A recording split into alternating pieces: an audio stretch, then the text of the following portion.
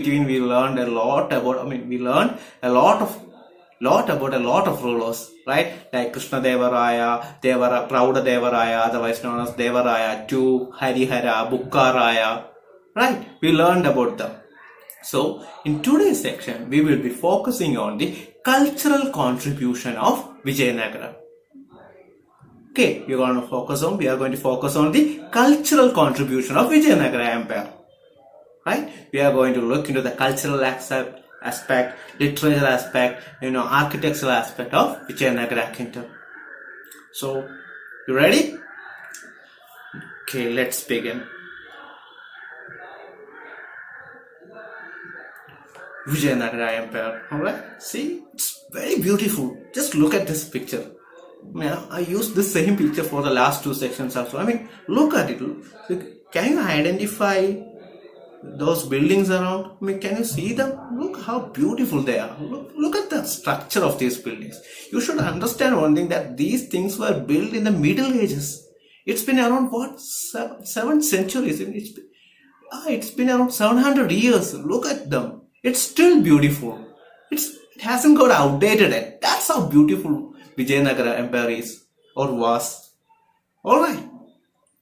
Now, so like I said, today we are going to deal with the cultural contribution of Vijayanagara Empire. Under this, we are going to look into the administration aspect, the social status, okay, then the economic status, literature. We are going to discuss about religious harmony, and finally, we are going to discuss about the art and sculpture. Alright? So, shall we start? We will start with the administration. So, basically, Vijayanagara Empire has a strong central administration. What do you mean by a strong central administration? It means that the king, okay, it was a monarchy, right? The king was supreme. He was a supreme power. See, imagine if the king was weak, what will happen? The kingdom will split up, right? The kingdom will fall into ruins, right? So that's what happened towards the end of Vijayanagara. There was an able ruler.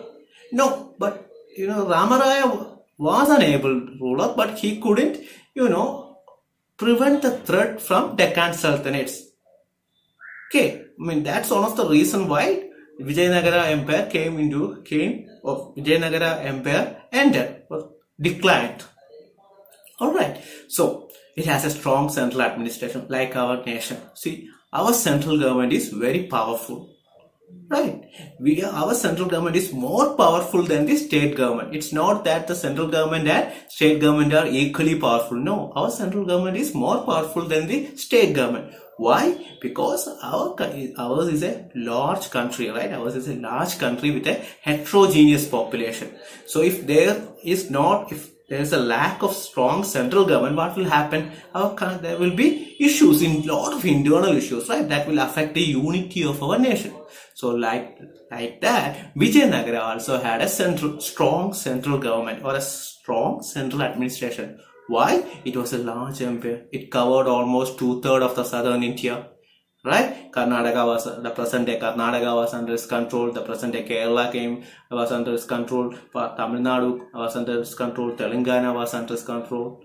Okay, so the territory, since the territory under Vijayanagara Kingdom was very large, it required a strong central leadership or a strong central administration. We learned that during the period or during the reign of Krishna Deva Raya, there were a lot of revolts.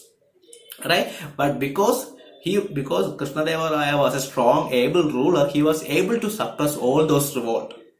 Imagine if he was a weak ruler. Okay, imagine there was a weak central administration. What will happen? These revolts will grew stronger, and it will finally split Vijayanagara Empire. That is what happened at the end of that is what happened after the Battle of Talikota, right? After Ramaraya died and his sons escaped, what happened? The local rulers and chieftains from Mysuru and other areas did what? They all splitted. They all become independent rulers. Why this happened? It happened because of a lack of a strong central administration. Alright. Now, see, by strong central administration, it doesn't mean that a king itself looked into all the matters, that he even looked into matters that have even the smallest things happening in the provinces. No, it's not like that. There were administrations, there were government officers in the provinces also. It was a decentralized administrative system. By decentralized administrative system, it means that there were officers, there were government officers that were government officers at the provincial level to look after the subject and things or issues of at the provincial level.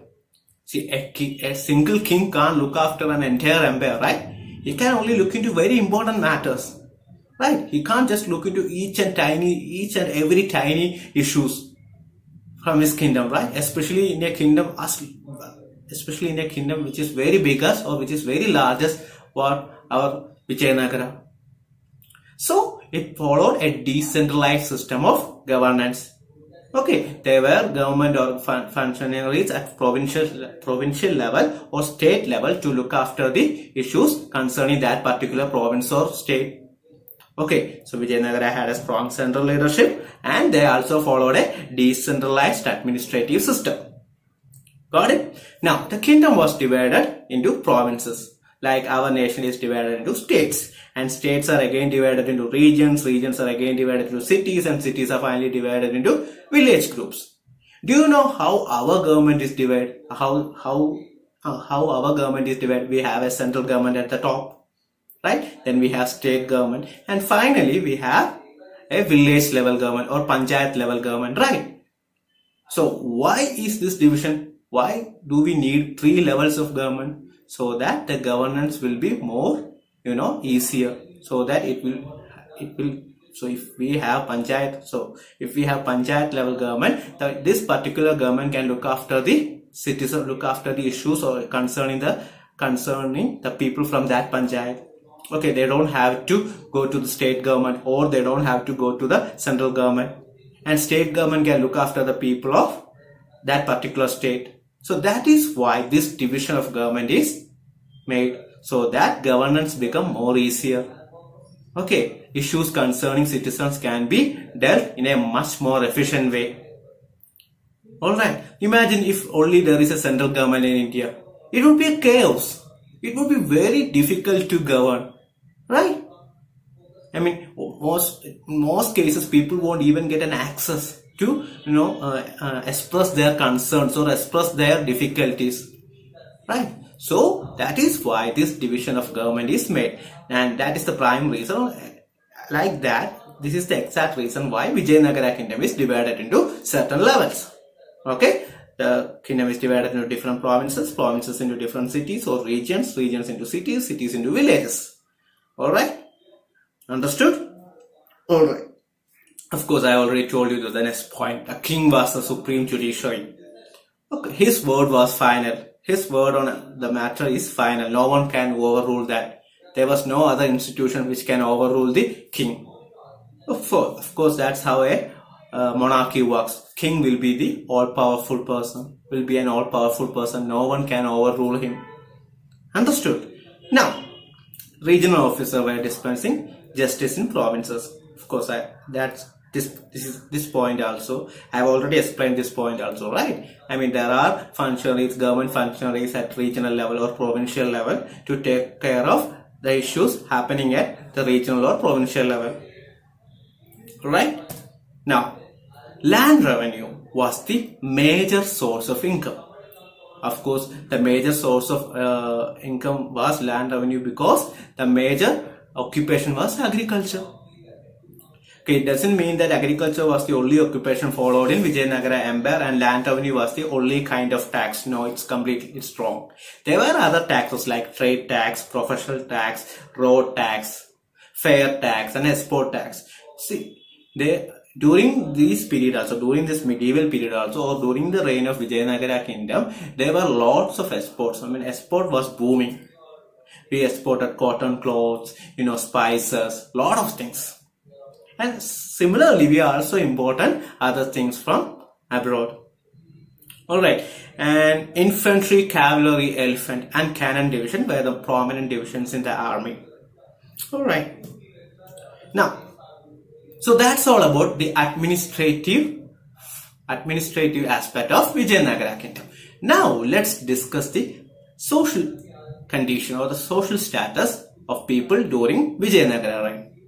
See, we are talking about medieval ages, right? It's been 700 years. So during that period, child marriage, which is now illegal, is still practiced, and sati system, which nobody practices now, is considered as an evil ritual, was practiced during that time. Do you know what sati system is?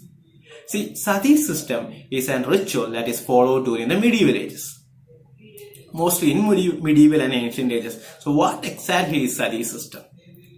See, if a husband passes away before his wife, the wife have to, die with him, have to kill herself by jumping into the fire of P-O-I-R-E, means the fire that we set up to burn the dead body, have to jump into the fire of the husband.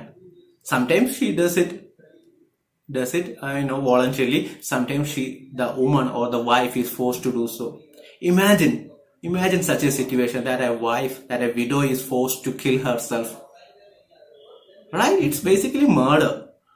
Right? I mean, people are watching, people are still standing around, and a woman is forced to jump into the fire of her husband. It's a very cruel ritual, right?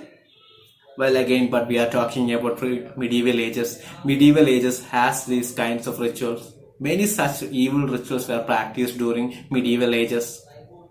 Time has changed, and this ritual has become the thing of past, has become just memories of the past. Alright, then again, Devadasi system was also in practice. See, Devadasi system is also a kind of ritual in which small girls are given as tribute to temples. They are basically temple dancers.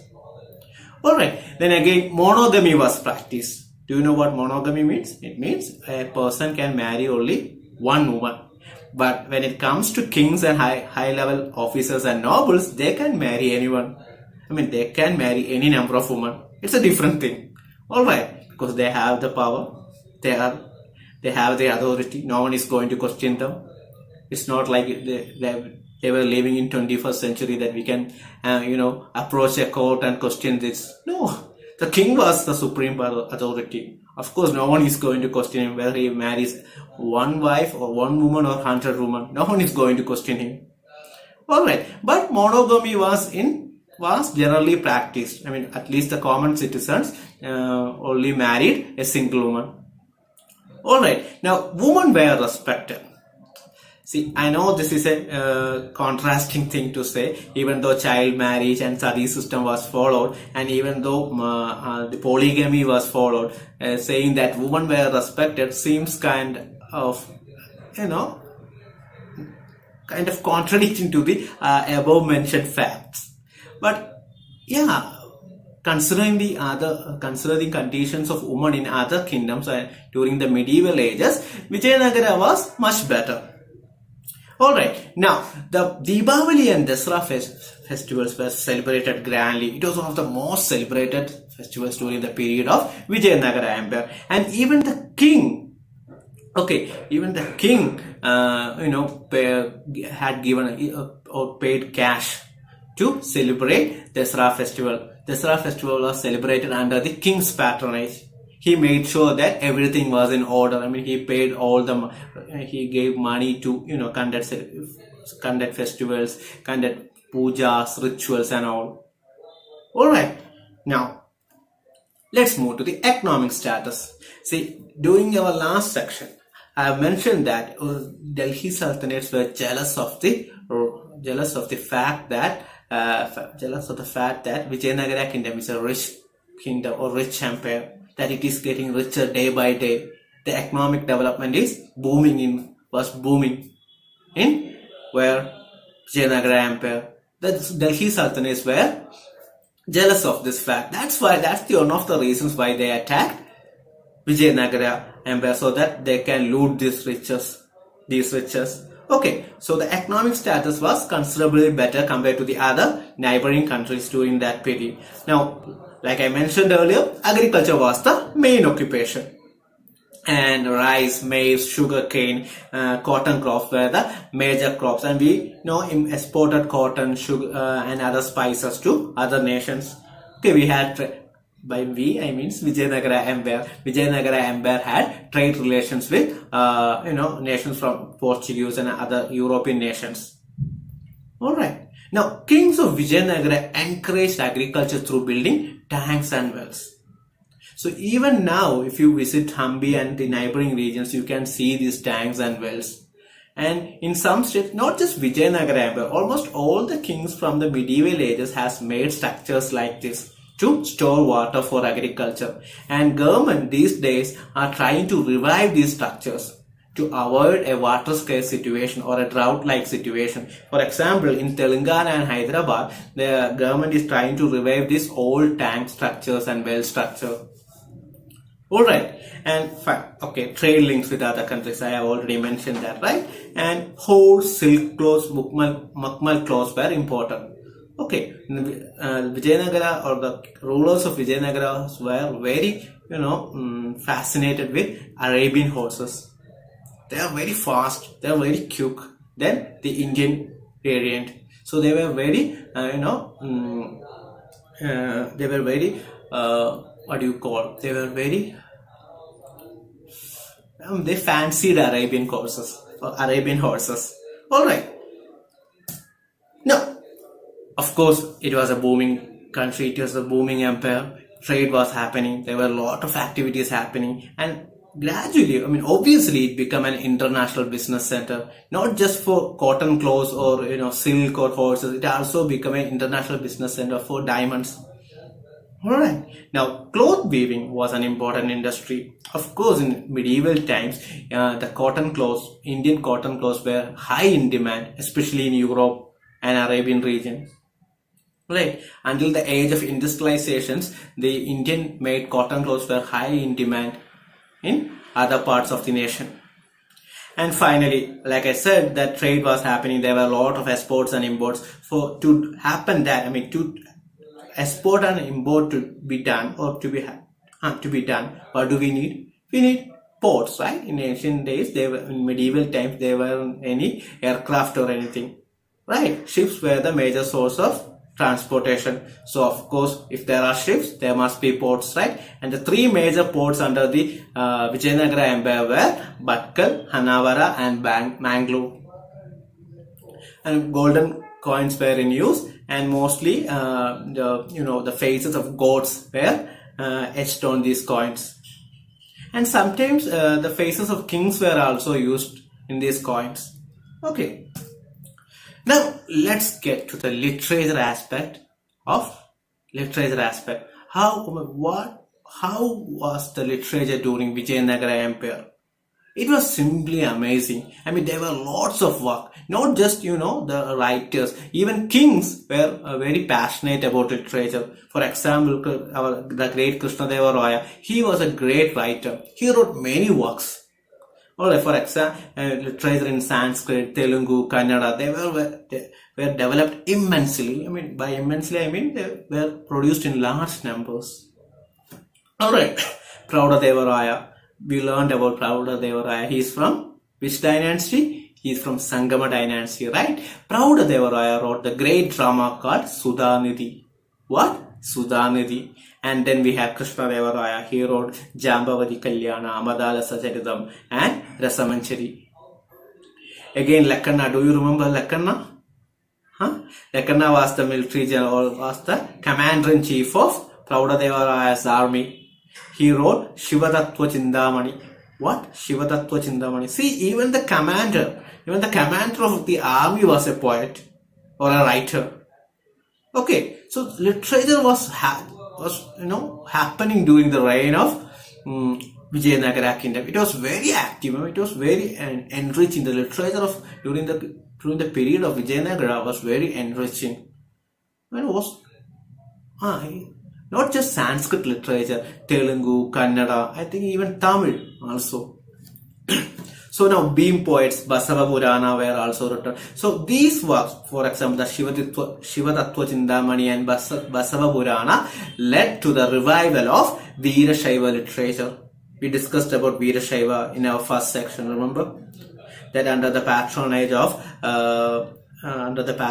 Prouda Deva Raya, Virashaiva became revived or got revived. Now finally, again, Krishna Deva Raya, he was a fan of Telugu literature. He was a prominent writer. Okay, he was not just an able ruler, but he was also a passionate writer. And one of his famous work is Amukta Malyada in Telugu, that to Telugu. Because of his craze to Telugu, he was given the title Andhra Boja. What? Andhra Boja. Why Andhra Boja? Because he was so, he liked to write poems and works in Telugu. He was very much interested in Telugu literature and Telugu language. And just like in Akbar's court, in Krishna Deva Raya's courts also, there were 8 jewels or 8, masters in their own field. And have you heard about Tenali Raman? Yeah, Tenali Raman was a courtier in the court of Krishna Deva Raya. And these 8 famous scholars were called Ashtadikkajas. Alright? So that's all about the literature aspect. Now, religious harmony. We already covered this in our first section. See, we told that the kings of Vijayanagara Empire were very tolerant when it comes to religion. Even though they followed Hinduism, they have built temples for Jains, they have built temples for Vaishnavas, they have even built mosques for Muslims. Right? Now, so the religious tolerance was very high. Okay. Now, Barbosa is a Portuguese traveler who visited Vijayanagara during the reign of Krishna Deva Raya, said that any religion, okay, it doesn't matter whether you're Hindu or Muslim or Christian, Jain, Buddhist, it doesn't matter. Any religion or religious person can live happily in Vijayanagara Kingdom. Because these kings respect all, because kings of Vijayanagara Empire respects all religion. That's a great quality, right? That's a quality that should be appreciated, right? Now, let's move into the final aspect, that is art and sculpture. Do you remember in the first section I asked you guys that you must, if you get a chance, you must definitely visit Hampi. Do you know why? Because of the art and sculpture.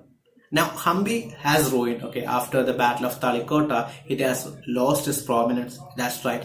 But the ruins there still has its beauty. It's still wonderful. It still isn't, the structures and sculptures we don't have the words. I don't have enough words to describe them. That's how beautiful they are. You should definitely visit Hampi if you get the chance. Alright, maybe after the pandemic situation. So, historian Percy Brown stated that art and sculpture of Vijayanagara was the evolutionary form of Dravidian style. Okay, see, basically the art and sculpture of India is divided into different styles, and Dravidian style is based in the South India. And Vijayanagara, the art and sculpture of Vijayanagara during the period or during the reign of Vijayanagara played a crucial role in the evolution of Dravidian style. Alright? Now, if you analyze or if you observe all the sculptures in Vijayanagara Empire, you can notice that almost all of them are made of granite rocks, big granite rocks. Okay, now the major features of the Vijayanagara temples were they had very spacious enclosures, high tower, very wide marriage halls, meeting halls, spring pavilions. These were the major features of Vijayanagara temples.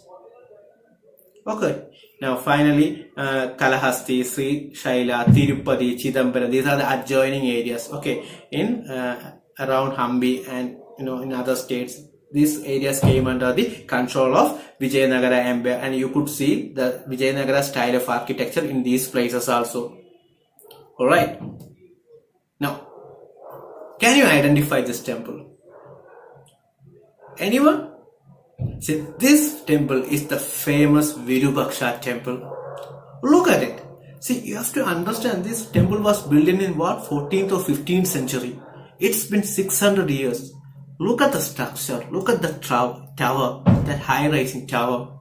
Look at the floor plan of that temple. It's so beautiful, right? It's so magnificent. I mean, one can only wonder how they managed to build this thing during that period, right? When I have visited Hampi, and I was so astonished by that place. See, remember, Hampi is ruined, and even in its ruined state, if it looks this beautiful, how beautiful will it look in its prime day? I really wonder.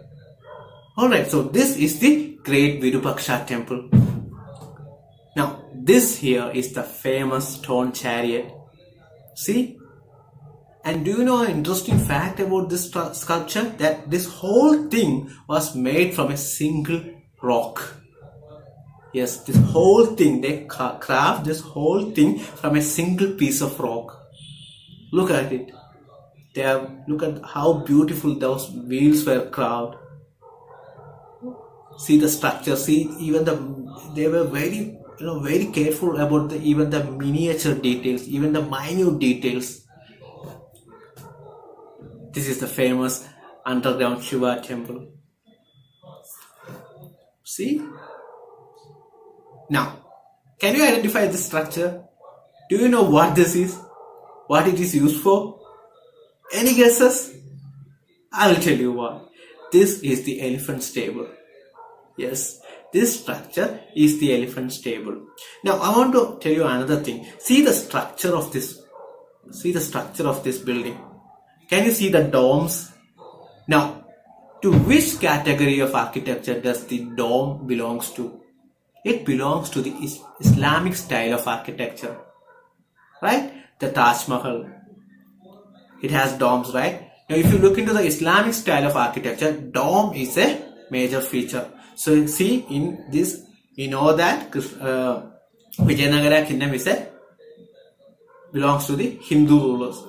Comes under the Hindu rulers.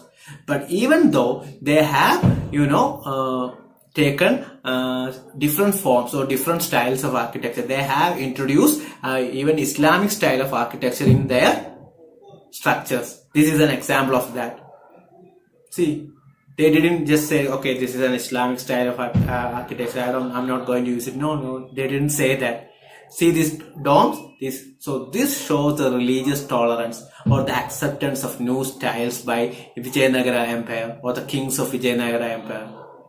Okay, like this there are many structures, there are many temples all around Hampi. And all of them are an architectural magnificence. It's an example of architectural brilliance. Alright? So, that's the end of our chapter. With this, we are concluding our first chapter, that is Vijayanagara Empire. Alright? Now, make sure you subscribe to our YouTube channel and like our videos. So, and if you don't subscribe our channel, you will miss our classes. And we don't want that, right? So, make sure you subscribe our channels. Alright? Till then, see you in the next class. Till then, bye bye.